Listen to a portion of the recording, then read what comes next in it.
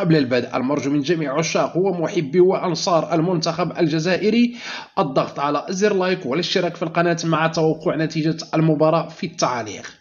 سوف يخوض المنتخب الجزائري مباراة هامة ومصيرية في مشواره بكأس إفريقيا أمام المنتخب الموريتاني، وذلك يوم الثلاثاء القادم موافق 23 يناير الجاري على ملعب السلام. وتأتي المباراة ضمن منافسة الجولة الثالثة والأخيرة من المجموعة الرابعة بكأس إفريقيا كوت ديفوار 2023.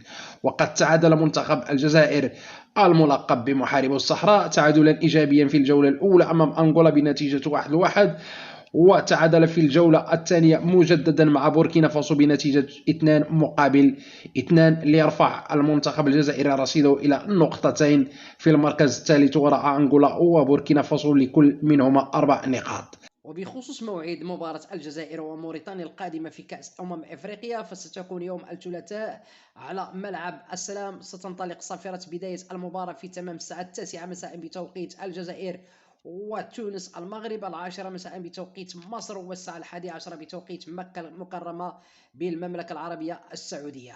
أما بالنسبة للقنوات فالمقابلة منقولة على قنوات بين سبور الناقل الحصري لبطولة كأس إفريقيا في الشرق الأوسط وشمال إفريقيا. حظ سعيد نتمنى لمنتخب الجزائري الشقيق.